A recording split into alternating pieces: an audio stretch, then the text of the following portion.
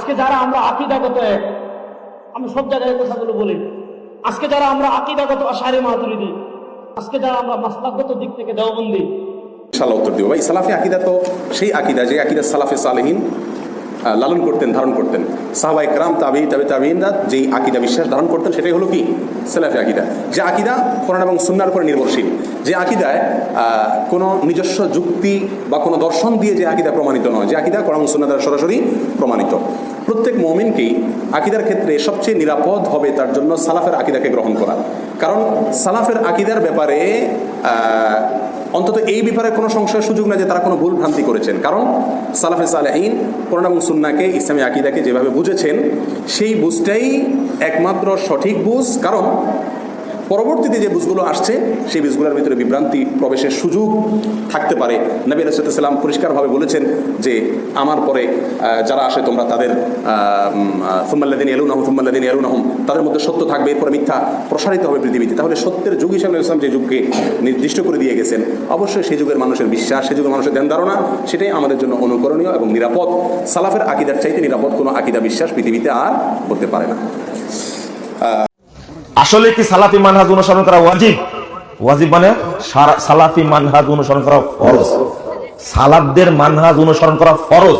যদি কেউ সালাফদের মানহাজ অনুসরণ না করে সে পথভ্রষ্ট হয়ে যাবে। আর মানহাজ শব্দের অর্থ হলো জান্নাতের পথ, এর মনে রাখবেন। সালাফ হলো আল্লাহ রাসূল যুগের মানুষ, সাহাবীদের যুগের মানুষ, তাবিঈদের যুগের মানুষ, যারা মুমিন ছিলেন তারা হলেন কি সালাফ। আমরা তাদেরকে মানি, অনুসরণ করি, তাই আমরা কি সালাফি। মনে থাকবে। প্রথম প্রশ্ন, এই দেশে যত ইসলামী দল আছে সবাই নিজেকে আহলে সুন্নাহ ওয়াল জামাত দাবি করে, অথচ এদের মধ্যে অনেকেই আছে যারা মাজার পূজা, শিরক, বিদআতের সাথে জড়িত। এখন আমরা কাদেরকে সঠিক মনে করব এবং কারা আহলে সুন্নাহ ওয়াল জামাত? ভাইরা আমার, সঠিক দল, সঠিক মানুষ যে শ্রেণী সঠিকতার উপর আছে, নবী করিম সাল্লাল্লাহু আলাইহি সাল্লাম তাদের দুইটা মার্কা বলে দিয়ে গেছেন। কয়টা মার্কা? এই মার্কাগুলো যাদের মধ্যে থাকবে, যে ব্যক্তির মধ্যে থাকবে, সে যেখানে থাকুক, যে গ্রুপের হোক, যে বংশের হোক, যে দেশের হোক, যে ভাষার হোক, এবং তার সাথে আপনার চিন্তার অনেক মতপার্থক্য থাকুক, কিন্তু বেসিক ওই দুইটা বিষয় তার মধ্যে যদি থাকে, তাহলে এই লোকটা আহলুস সুন্নাহ ওয়াল জামাতের অন্তর্ভুক্ত। এই লোকটা আখিরাতে নাজাত প্রাপ্ত।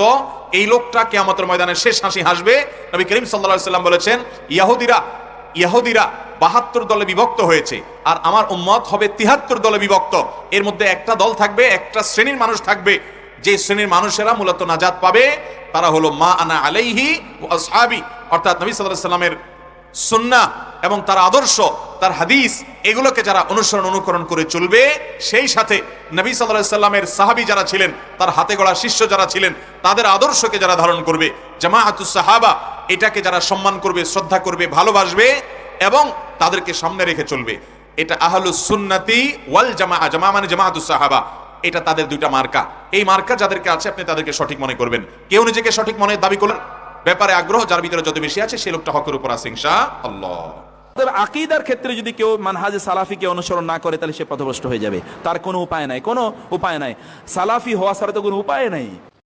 সালাফি মানহাজ এর গুরুত্ব, অত্যন্ত গুরুত্ব, এটার উপর থাকতেই হবে। এটা একটা ওয়াজিব আইনি, প্রত্যেকটি মুসলিমকে মানহাজে চলতে হবে। এর বাইরে চললে সে কি হবে? জাহান্নামে যাবে। কারণ রাসূলুল্লাহ সাল্লাল্লাহু আলাইহি ওয়াসাল্লাম কি বলেছেন? আমার উম্মত 73 ভাগে বিভক্ত হবে। এক দল, এক ভাগ শুধুমাত্র জান্নাতে যাবে, বাকি 73 ভাগ কোথায় যাবে? মানুষ প্রমোট করতেছে যে সালাফি বলাটা উচিত। কারণ এখন আর বলতে পারবে না যে আমরা সালাফি, কারণ সালাফ, অথচ আহলুস সুন্নাহ ওয়াল জামাত অর্থ হচ্ছে, আহলুস সুন্নাহ অর্থ কি? সুন্নাহ অর্থ রাসূল, সুন্নাহ হাদিস না, হাদিস না, অর্থাৎ হাদিসে ওয়ালা। আর জামাত অর্থ সাহাবা ওয়ালা। অর্থাৎ কি বুঝছেন? হাদিস এবং সাহাবাদের যারা মানে তারা আহলুস সুন্নাহ ওয়াল জামাত, বুঝছেন তো? এর বাইরে যারা, যেহেতু শিয়ারা মানে না, এরা আহলুস সুন্নাতের বাইরে চলে গেছে। এরা কি মানে না? হাদিসও মানে না, রাসূল এবং রাসূলের সাহাবীকেও মানে না, বাইরে চলে গেছে। রাসূলের সাহাবীর নীতির বাইরে যারা যাবে তারাই সবাই কিন্তু আহলুস সুন্নাহ জামাতের বাইরে।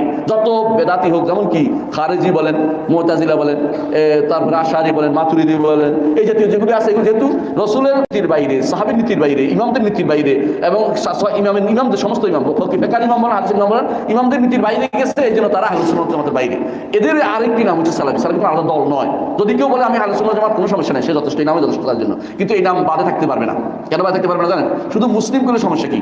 মুসলিম সবাই দাবি করে, এমন কাদিয়ানিও নিজের মুসলিম করে। যদি আপনি বলেন যে কাদিয়ানি অমুসলিম, আপনাদের খবর আছে, বলছেন না আমি মুসলিম, লেখে থাকে আহমদিয়া মুসলিম জমা, এই মুসলিম লেখে নিজেকে। তো তারা যেহেতু মুসলিম বলে, আমরা মুসলিম, কোনো সন্দেহ নেই। কিন্তু আমাদের মানহাজগত, পদ্ধতিগত, আমরা কি অনুসারে চলি দুনিয়ার বুকে, কি বিশ্বাস করি, কি আমল আমল করি, কি আমাদের আধ্যাত্মিকতা কোন পথে চলে, আমাদের আত্মশুদ্ধি কোন পথে চলে, আমাদের ইবাদত কোনভাবে কিভাবে হয়, এই জিনিসটা আমরা কিভাবে চলি? রাসূলের দেয়া পদ্ধতিতে চলি, সাহাবায়ে কেরামের দেয়া পদ্ধতিতে চলি, ইমামদের কথা অনুসারে চলি। যেই ব্যক্তি এটার উপর চলে সেই আহলুস সুন্নাহ ওয়াল জামাআহ, সেই সালাফি বা সালাফ অনুসারী, সেই আসহাবুল হাদিস, সেই আসহাবুল আযার, সেই ফিরকাতুন নাজিয়া, সেই তায়েফাতুল মানসুরা। এর মধ্যে কোনো পার্টিকুলার একইটা নাম কয়েকটা, কিন্তু এর অর্থ একটাই হতে হবে।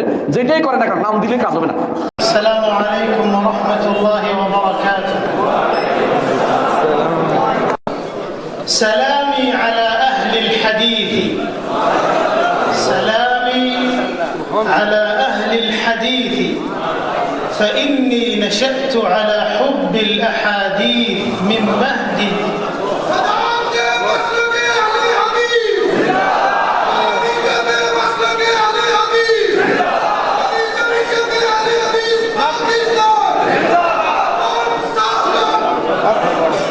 سلامي على أهل الحديث فإنني نشأت على حب الأحاديث من مهدي. هم نشروا في الكون سنة أحمد بلا صدر منهم فيها ولا ولد. أيها الإخوة، عزنا وشرفنا وسعادتنا بحب رسول الله صلى الله عليه وسلم وحب سنته والعناية بأحاديثه وآثاره. يقول الإمام أحمد رحمه الله عن الفرقة الناجية: إن لم يكونوا أهل الحديث فلا أدري من. إن جمعية أهل الحديث المركزية من الجمعيات الرائدة ليس في مستوى باكستان فقط، وإنما في العالم الإسلامي كله، بل في العالم أجمع. زرت أمريكا وزرت بريطانيا وزرت أماكن شتى في العالم، فوجدت لأهل الحديث دعوة، ووجدت لهم مساجد، ووجدت لهم نشاطا يشكرون عليه. ليس هذا تعصبا ولا تحيزا، فكل مسلم ينبغي أن يكون أهل حديث. وطائفة أخرى خالفوا والعياذ بالله منهج الصحابة رضي الله عنهم، وطعنوا في سنة رسول الله صلى الله عليه وسلم، وأصبح عندهم من المذهبية والطائفية والحزبية والعصبية ما يفت في عضد الأمة الإسلامية. الإمام أبو حنيفة يقول: إذا صح الحديث فهو مذهبي. والإمام مالك رحمه الله يقول: كل يؤخذ من قوله ويرد إلا صاحب هذا القبر، ويشير إلى قبر رسول الله صلى الله عليه وسلم. والإمام الشافعي رحمه الله يقول: إذا أتاكم من قولي أو من مذهبي ما يخالف كتاب الله وسنة رسوله عليه الصلاة والسلام فخذوا بكتاب الله وسنة رسوله صلى الله عليه وسلم واضربوا بقولي عرض الحائط. والإمام أحمد رحمه الله يقول: عجبت لقوم عرفوا الإسناد وصحته يذهبون إلى قول سفيان، والله عز وجل يقول: فليحذر الذين يخالفون عن أمره أن تصيبهم فتنة أو يصيبهم عذاب أليم. আল্লাহ রাসূলকে নিয়ে প্লিজ আমাকে ভুল বুঝবেন না। আমি নাসিরউদ্দিন আলবানীকে শ্রদ্ধা করি, সালাফিদের শ্রদ্ধা করি, আরো বলবো আশেপাশে বিভিন্ন মুসলিম গ্রুপ দেখেন, আপনারাও একমত হবেন যে আহলে হাদিস আর সালাফিরা কোরআন সুন্নাহ সবচেয়ে কাছাকাছি। এটা আমি স্বীকার করবো।